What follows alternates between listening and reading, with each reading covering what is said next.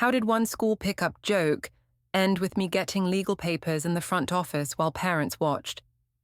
Why did my husband stay calm for weeks, then suddenly bring proof and a temporary custody plan that started the same day? I thought I was the real parent in our house, until the law made the room go quiet. My name is Ottilie Bennett, but most people called me Tilly. I was 34, and I knew how to keep a room on my side.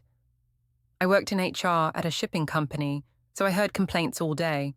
I learned one thing: whoever spoke first often won. That afternoon, I stood near the school gate with the other parents. The air smelled like wet jackets and car exhaust. Kids ran in small waves, loud and messy. I liked this moment because it was public. Public meant witnesses. Witnesses meant a story. Nate came from the crosswalk with Milo and Ava. My husband always walked like he had all the time in the world. He held Ava's hand like she was glass. Milo dragged his backpack like it was a bag of stones. I saw Milo's face and I knew something went wrong. I also knew Nate would not move fast. He never moved fast. He said calm was safety, like calm was a magic spell. Milo started talking fast. He said he could not find his homework folder.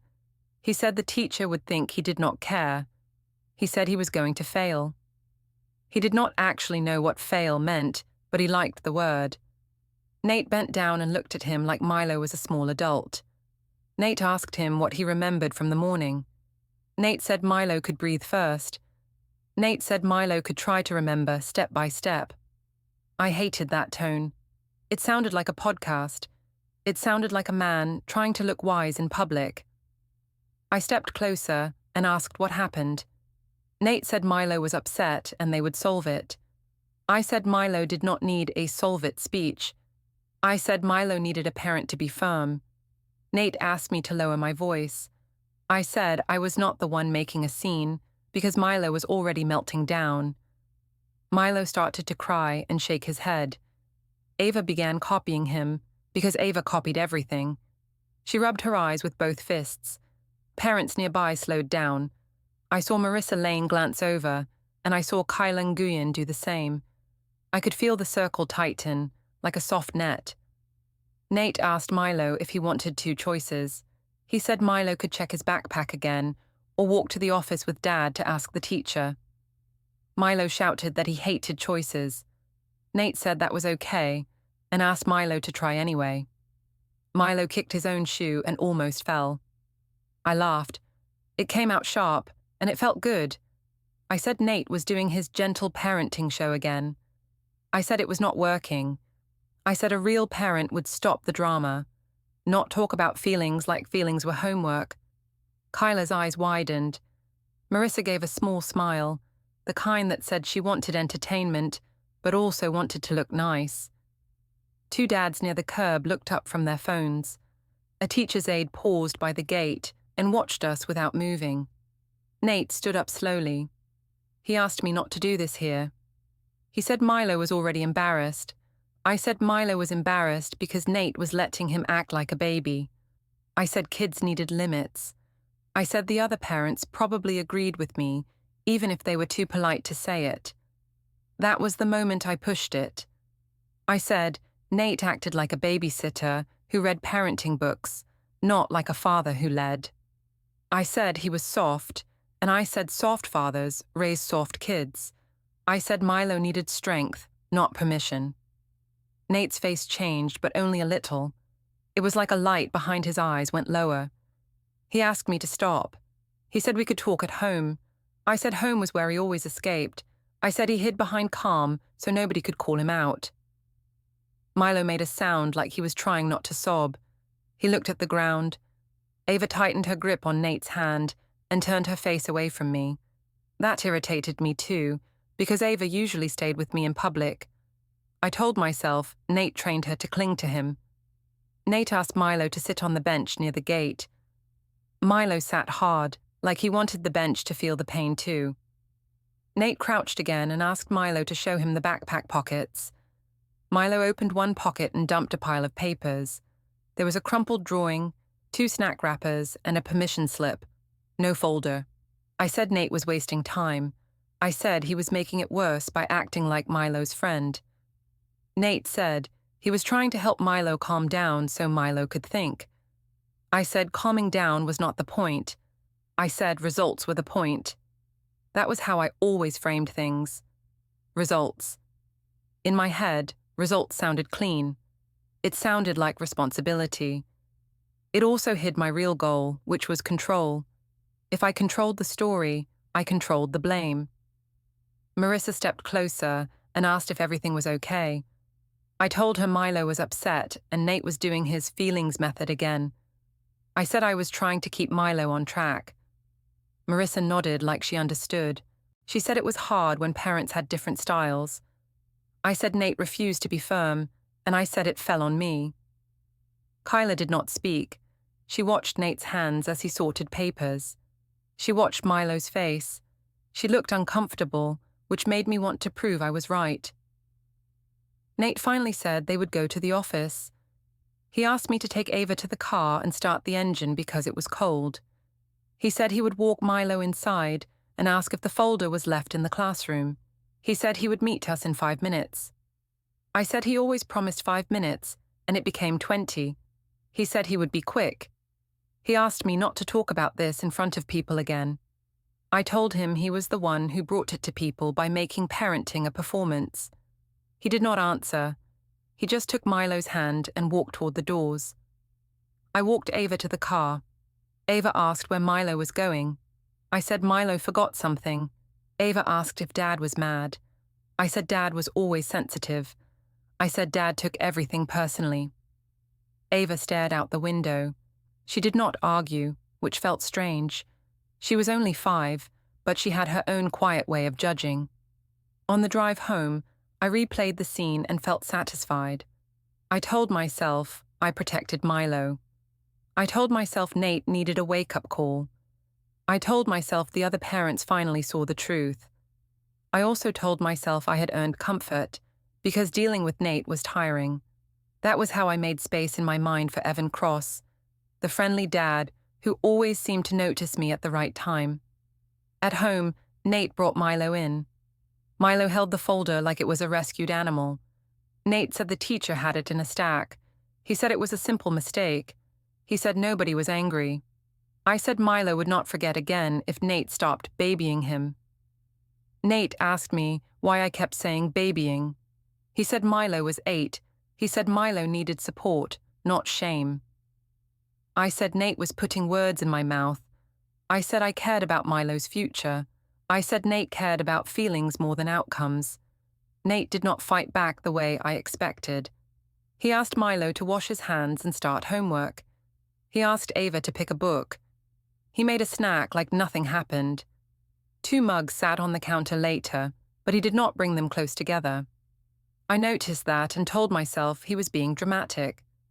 That night, after the kids were in bed, I walked past Nate in the living room. His phone lit up on the coffee table. I saw a calendar reminder on the screen. It said, "Meeting, personal." The time was set for the next day. I asked him what it was. He picked up the phone fast and said it was nothing important. He said it was just something he needed to handle. He turned the screen away from me, and for the first time, his calm felt like a door closing. The next morning, I woke up with that sharp feeling in my chest, like I had to move first or I would lose. Nate made breakfast like usual. He asked Milo what he wanted on his toast. Milo said he did not care. Ava asked if she could have the blue cup. Nate said yes. Everything looked normal, but the air felt thin. Nate did not mention the pickup line. He did not even look tired. That bothered me more than a fight. If he fought, I could call him unreasonable. If he stayed calm, I had to work harder to prove I was right. I checked my phone while I drank coffee. The parent group chat had new messages. Marissa had written something like a funny moment from yesterday. She did not use Nate's name, but she described him as the gentle dad who negotiates with a second grader. People reacted with laughing emojis. Someone wrote that modern parenting was wild. Someone else wrote that kids needed consequences again. I felt pleased and angry at the same time. pleased because the room leaned my way, angry because it was my life, and I wanted full control of the story, not half. Nate came into the kitchen and asked why I was smiling at my phone. I said it was just the mums talking. He asked if they were talking about him. I said they were talking about parenting in general. He said he did not want our family used as entertainment. I told him he was too sensitive and that parents shared stories all the time. He said there was a difference between sharing and mocking. I said he was imagining tone that was not there. He opened the fridge and stood there too long, like he forgot what he wanted. Then he closed it softly. He asked me not to make him a joke at school. I said he made himself a joke when he turned every problem into a feelings lesson. He looked at me for a second, like he was trying to understand who he married. Then he nodded once and walked away. Later, at work, I could not focus. I kept thinking about faces near the gate. I thought about Kyla's silence. I thought about the teacher's aide watching. A small part of me wondered if I had gone too far. But that part was weak, and I did not like weak parts of myself. I pushed it down and told myself I had protected my kids. I told myself Nate was the one who put Milo in that spot by being soft. At lunch, I drove to the coffee shop near the school. It was the place where parents went to feel important. I walked in like I belonged there. I saw Marissa already at a table with 2 other moms. Kyla sat nearby with her laptop open, but she looked up when I entered. Marissa waved me over. She asked if Milo was okay now. I said he was fine and that Nate handled it, and I made my voice sound like that was the problem. I said I had to step in because Nate always froze when Milo got upset. Marissa asked if Nate always did gentle parenting. I said yes, and I said he used it to avoid real decisions. I said he liked to look calm because calm got him praise. One of the other moms said her husband never came to pick up. I said Nate came, but he came like it was a stage. I said he wanted other parents to think he was a hero. I said I was the one who did the real work at home. I said I carried the schedule, the lunches, the birthdays, the doctor forms. I said Nate only showed up for the parts that looked good. Kyla did not join in. She kept her hands around her cup. She asked, very quietly, if Milo heard me yesterday. I said Milo was fine, and kids forgot things fast. I said it was better for him to hear the truth than to grow up confused. Kyla nodded, but her eyes did not soften. My phone buzzed. It was a message from my sister Brielle. She asked if I was winning the mom war. I told her it was handled. She wrote that I should not let Nate paint me as the bad guy. She wrote that men loved acting like victims. I felt stronger reading that. Brielle always knew how to frame things, so I felt clean again. Marissa asked if Nate and I were okay. I said we were fine. I said he had moods, but he always came around. I said he liked to act hurt, but he did not know what real pressure felt like. I said being a mother meant nobody cared about your feelings. I said respect followed results, and I had results. That line got a few smiles. It made me feel in charge. When I walked back to my car, someone called my name. I turned and saw Evan cross near the curb. He had a hoodie and a lanyard, like he just came from coaching. He said he heard Milo was upset yesterday. He said he hoped the little guy was okay. I said Milo was fine, but Nate made it a bigger event than it needed to be. Evan said Nate seemed like a nice man, but maybe too gentle for the world. I laughed and said that was exactly it. Evan asked if I was doing okay. He said parenting with a partner who did not match your style could feel lonely. I said it was lonely. I said I felt like I was raising 3 kids sometimes. Evan shook his head like he understood. He said I deserved support, not another person to manage. He suggested we talk sometime when the kids were at practice. He said he could share ideas about discipline that actually worked. He said he was not judging me. He said he liked direct women. I felt heat in my face, and I told myself it was normal because I needed adult conversation. My phone battery was low, so Evan offered to text me his number. I said sure. A minute later, my phone lit up with a new message. I saved his contact fast. not as his name, but as a simple emoji. I told myself it was just for privacy. I told myself it was not a big deal. When I got home that evening, Nate was at the counter with a laptop open.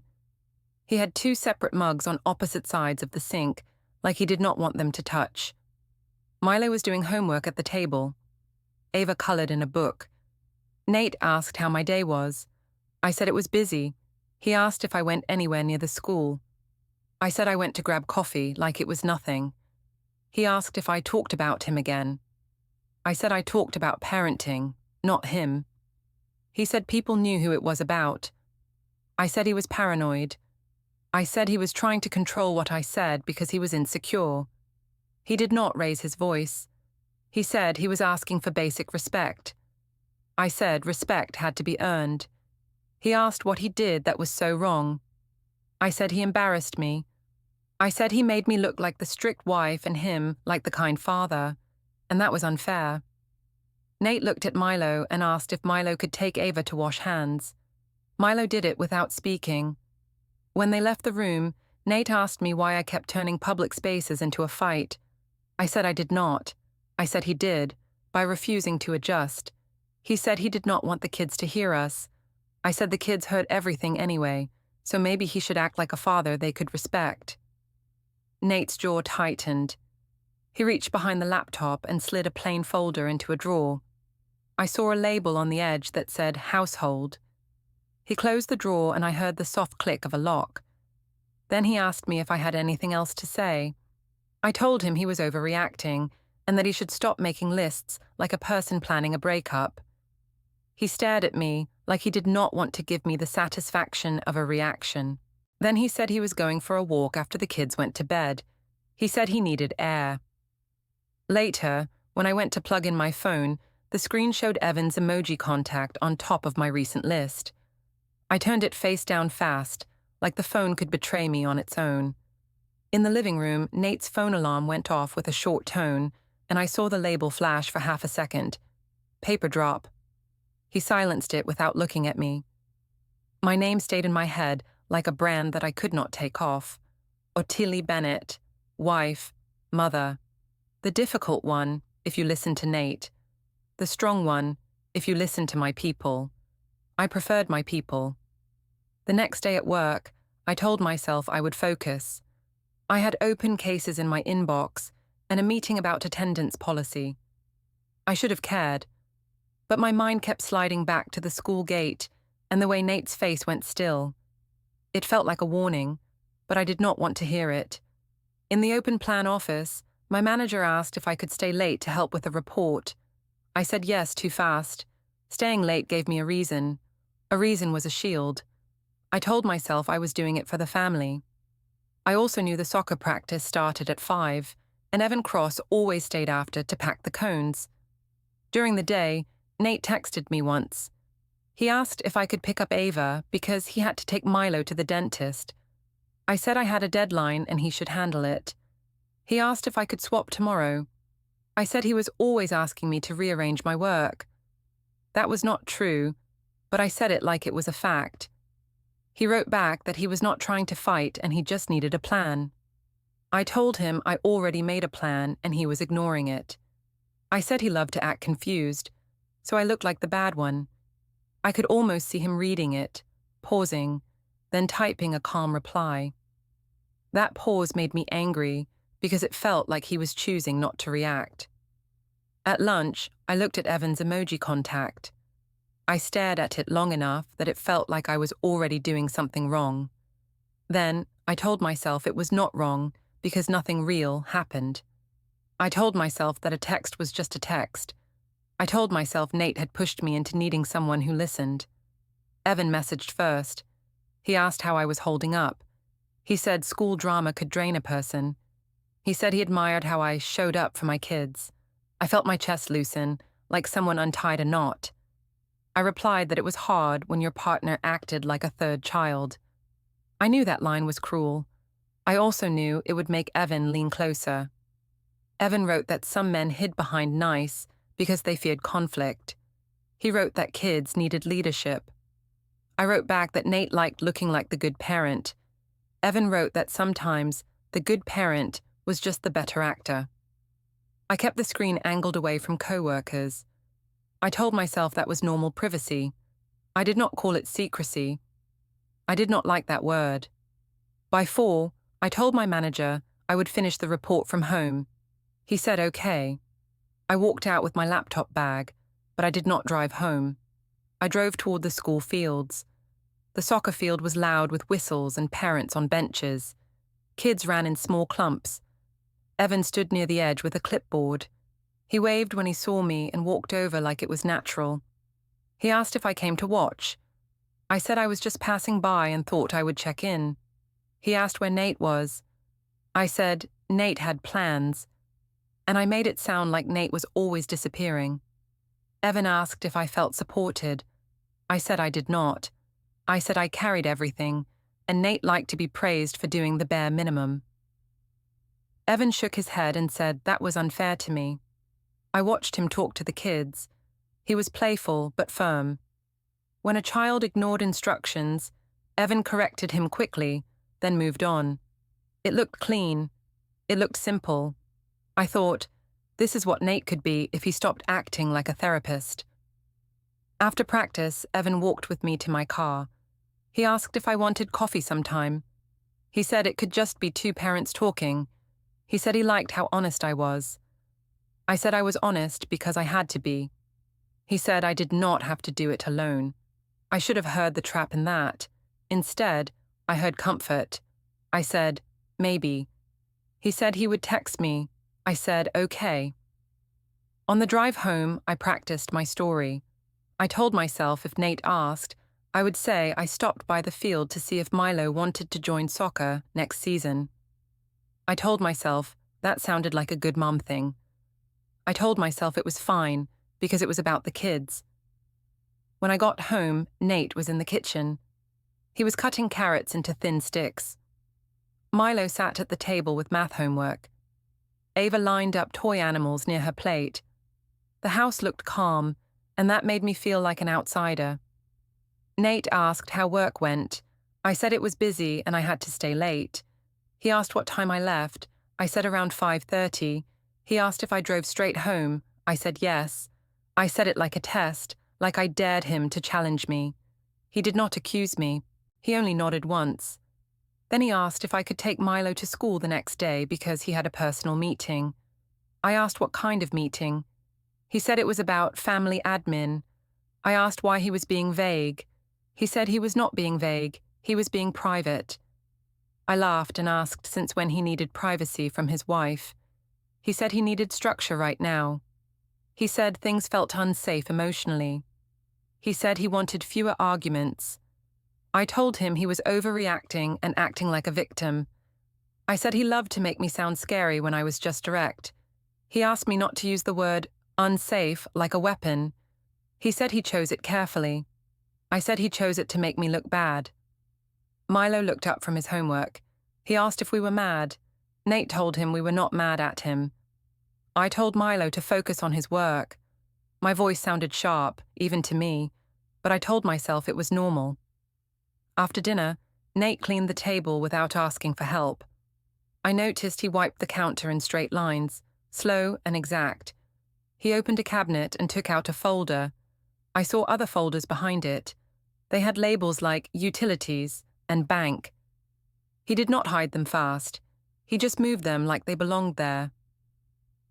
I asked what the folders were for. He said he was organizing. I said he never organized before. He said he did now. I said he was being dramatic again. He said he was being responsible. Later, the kids went to bed. I walked into the living room and saw Nate sitting at his desk with his phone near his laptop. The screen was dark, but I heard a small soft beep, like an app starting. He looked up and asked if I needed something. I said I was just getting water.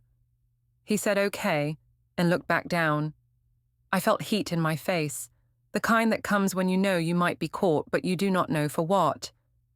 I told myself he was recording me to make me look crazy. I told myself it was unfair. I told myself he started this by being weak in public. In the hallway, my phone buzzed. Evan's emoji appeared again. He asked if I got home okay and said he liked talking to me.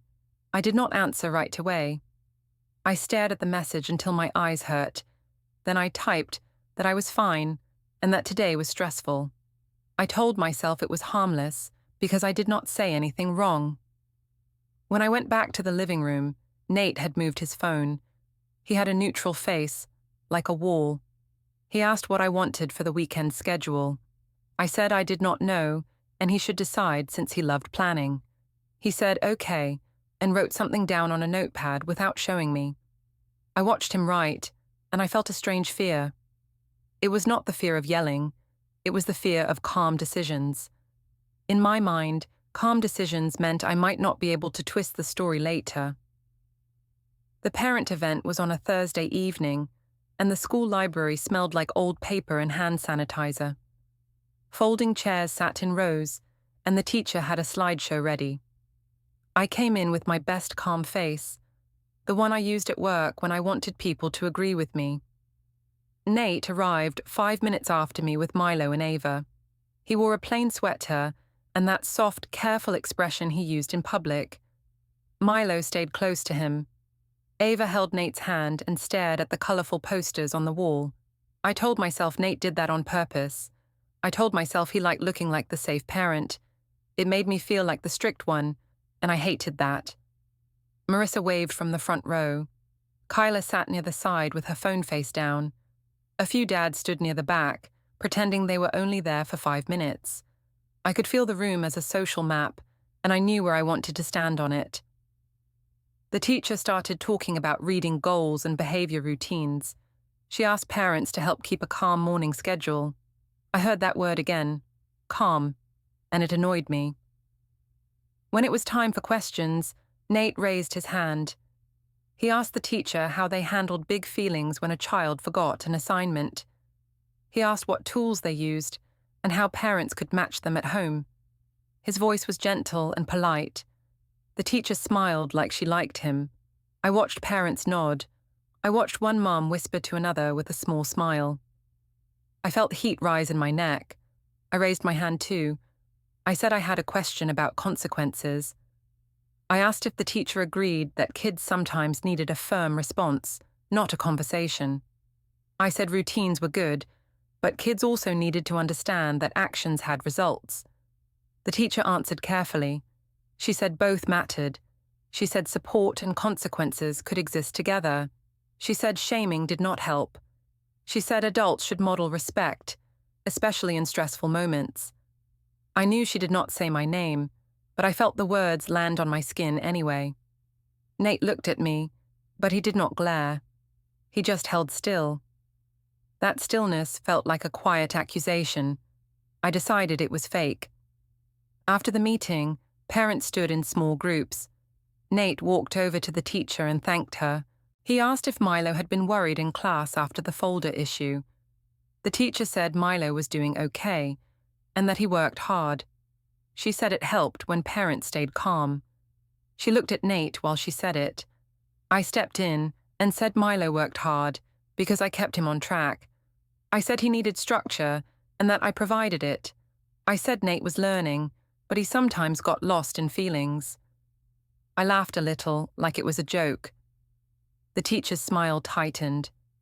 Kyla's eyes flicked to me, then away. Marissa made a sound like she was trying to smooth the moment.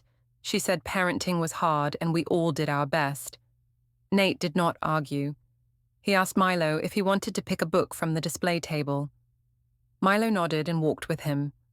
Ava followed, still holding Nate's hand. I told myself Nate was avoiding the conversation because he could not handle it. I told myself that was proof I was right.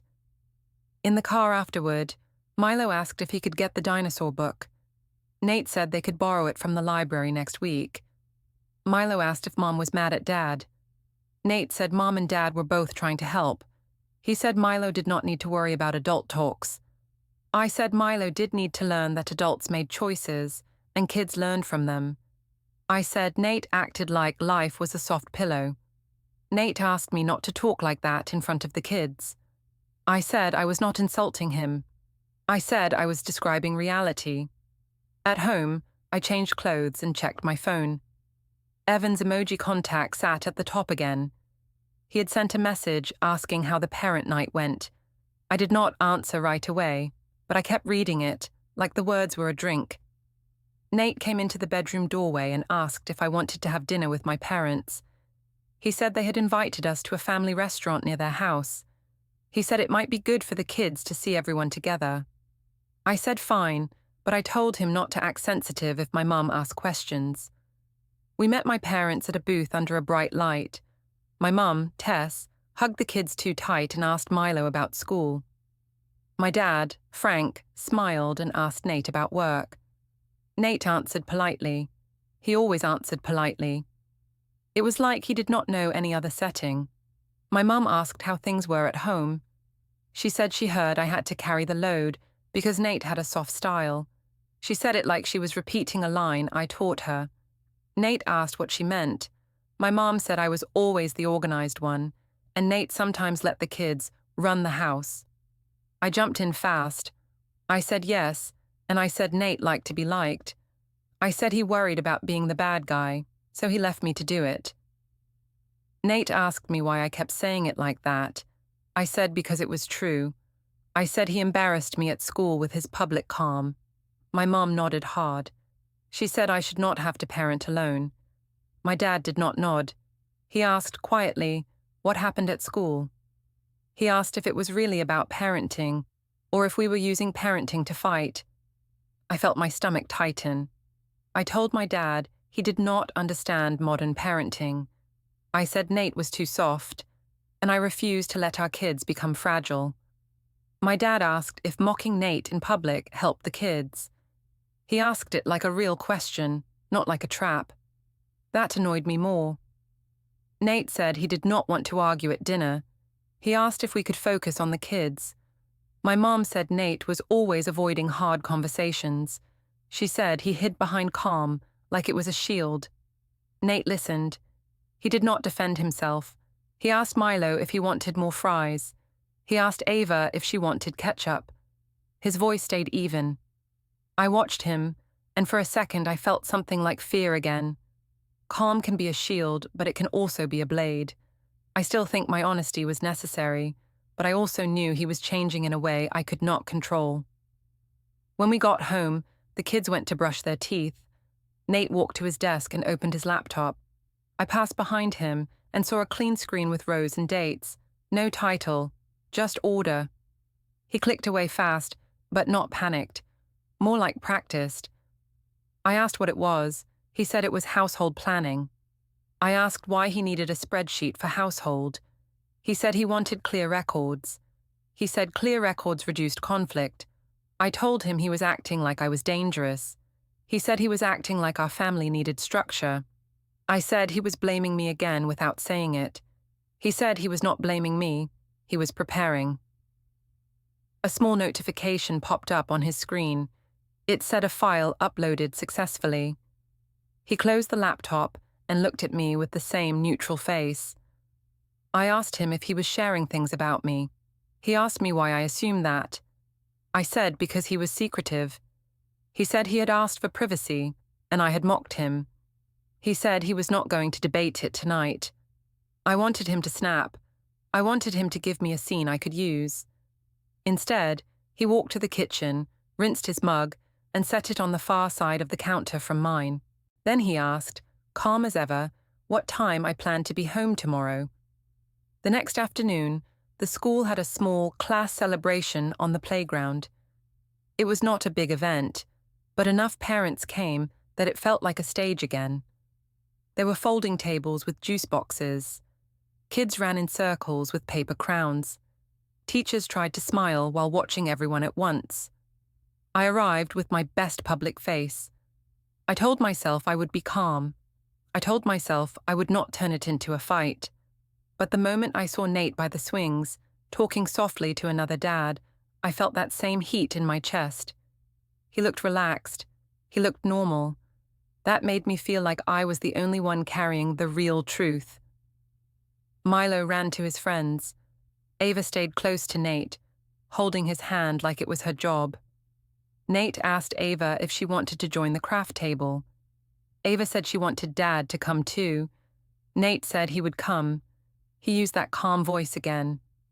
Marissa spotted me and waved. She asked how I was doing. I said I was fine, but Nate was still acting like everything was a feelings workshop. Marissa made a small laugh like she was waiting for a punchline. I gave her one. I said Nate believed discipline was mean. I said he would rather negotiate forever than tell a child no.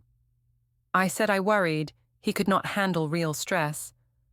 I said it lightly at first, like a joke. It got easier when Marissa smiled. Kyla was there too, standing near the fence with another mom. She looked at me and then looked away. That should have warned me. Instead, I took it as a challenge. A teacher came over to remind parents that kids needed space near the climbing structure. Nate nodded and thanked her. He moved Ava to the side and asked Milo to keep distance from the smaller kids. Milo did not listen right away. Milo never listened right away when he had an audience. Milo started climbing too high, and another child cried because Milo bumped him.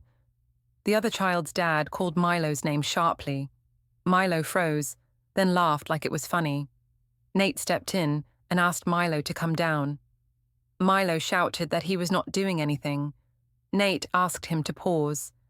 He asked him to look at the other child's face. He asked Milo what he saw. I felt embarrassed. I could feel people watching our family again. I could hear the little whispers, even if they were not real. In my mind, they were always real. I walked up and told Nate to stop talking and just remove Milo from the structure. Nate asked me to give him a minute. I said minutes were what he always asked for, and minutes were why our kids acted like this. Nate lifted Milo down without force. He set him on the ground and asked him to stand with Dad for a moment. Milo complained. Nate stayed calm. He asked Milo if he wanted to apologize or take a break. Milo said he did not care. Nate said then they would take a break. That was still not enough for me, because Nate looked controlled and I looked like the only angry one.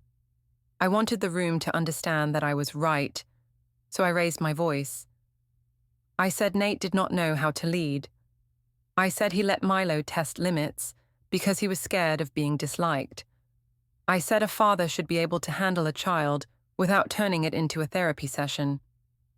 Nate asked me to lower my voice. He said this was not the place. I said it was exactly the place, because the school needed to see what I dealt with. I said I was tired of carrying everything while he played the nice parent. A few parents turned fully toward us. A staff member near the doorway stopped walking. I noticed her badge and the walkie-talkie on her belt. That made my throat tighten, but I pushed forward anyway. I said something worse. I said I did not feel comfortable with Nate managing big tantrums alone. I said he froze. I said he got too soft. I said I worried he could not keep the kids safe when emotions got big. I did not mean unsafe like violence. I meant unsafe like weak. But I knew how the word sounded. I knew it was a heavy word. I used it anyway because heavy words win. The staff member's eyes narrowed. Marissa's smile disappeared. Kyla took a slow breath and stared at the ground. Nate's face stayed neutral, but his eyes looked tired. He asked me, very quietly, what I thought I was doing. I said I was telling the truth. I said people needed to understand that he acted calm for applause. I said he should stop pretending. Nate did not argue with me in front of everyone. He turned to Milo and said they were leaving the playground area for a few minutes. He asked Milo to bring Ava's jacket. Milo huffed, but he did it. Nate looked back at me and said we would talk later. I said there was nothing to talk about if he refused to change. He said, okay, and he walked away with the kids. For a few minutes, I stood there alone with parents watching. I felt the room shift. It was not cheering anymore. It was discomfort. I hated that feeling. I hated losing the room. Marissa came closer and asked if everything was okay. I said Nate was punishing me with silence again. I said he liked to make me look unreasonable. Marissa said maybe it was better to cool down. I said I was calm, and Nate was the dramatic one. I said he used quiet as a weapon. Kyla did not come over.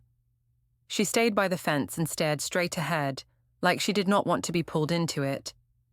That made me nervous. People who stayed quiet usually remembered details. At home that night, the house felt split down the middle. Milo stayed in his room. Ava asked if Dad was mad. Nate told her Dad was not mad at her. He said Dad was just tired. Ava asked if Mum was mad. Nate said Mum had strong feelings today. He did not insult me. That almost felt like an insult. In the kitchen, I followed Nate and demanded he admit I was right to worry. Nate asked me what I expected him to say after I questioned his parenting in public. I said I expected him to care. He said he did care, and that was why he would not fight in front of the kids. I said he was avoiding again. He said he was protecting the kids. I said he was making me look crazy. He said he was not doing that, and he was done debating it at night. He opened the fridge and took out leftovers for the kids. He did not make a plate for me. That felt like a punishment, and I told myself it was abusive in a quiet way. I told myself I was justified to seek comfort elsewhere because Nate was withholding. I did not say that out loud, but I let it grow in my head. Later, I saw the guest bed with a clean blanket folded back. It looked used. It looked planned. Nate brushed his teeth and said he would sleep there for now. I asked if he was trying to scare me. He said he was trying to keep peace. I told him he could not just move out of our room like that. He said he was not moving out, he was stepping back. He said the kids needed calm mornings. He said he was choosing calm, even if I mocked it. I stepped in front of him and asked if he was threatening me with divorce. He looked at me for a long second and then shook his head. He said he was not threatening. He said he was deciding. I told him he was acting like I was the problem. He said he was not going to label me tonight. He said he was going to handle it properly. Right after he said that, his phone buzzed on the counter with a missed call that showed no caller ID. He did not react, but he picked up the phone and turned the screen away from me. I told myself Nate would cool down. He always did.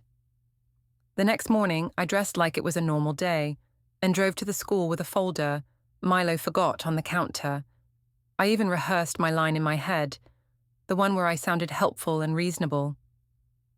I planned to smile at the front desk and leave fast. The lobby was bright and too quiet. A few parents stood near the sign-in clipboard, whispering about snow days and field trips. Marissa was there, and Kyla stood by the window with her arms crossed. I felt a quick twist in my stomach, but I walked in anyway. The secretary asked who I was there for. I said I was dropping something for Milo. She said I needed to sign in. While I wrote my name, a man in a plain jacket stepped closer. He asked if I was Ottilie Bennett. I said yes and asked who he was. He said he had documents for me and needed to confirm my identity. I laughed like it was a prank and said this was a school, not a courtroom. He did not laugh back. He said he was authorized to deliver legal paperwork. He said I could accept it here, or he could note that I refused. Parents went silent. I felt all eyes hit my back like rain. I told him to hand it over. He gave me a thick packet and asked me to sign a small form. I signed because refusing would look worse. My hand shook, and I hated that it showed. The first page had our names. It said a petition had been filed. It also included temporary orders already signed. I flipped too fast, trying to find something I could argue with, something emotional, something unfair. Instead, it was clean and cold. It said Nate had requested temporary primary residence for the children and that exchanges would follow a set schedule. It said all school communication had to go through a parenting app and that we were both restrained from speaking badly about the other parent in school settings or parent groups. It said I could not contact staff about Nate except through the app. It said I had to keep pickup and events peaceful. My face burned. I heard Marissa whisper my name. I heard someone's shoes squeak on the tile. The secretary asked if I was okay. I said I was fine. Nate walked in then, calm, holding Ava's mitten in his hand like a small flag. He did not look at the papers. He looked at the kids' classroom door. He asked the secretary if he could sign them out for an appointment. The secretary said yes and asked for his ID. He gave it without shaking. I told him this was cruel. He said he was handling it properly. I told him I was the stable parent. He said stability was exactly why he did this. Then he pointed to the temporary order line I was still staring at, the one that made him the temporary primary residential parent, and the lobby stayed silent while I realized the rules had already changed.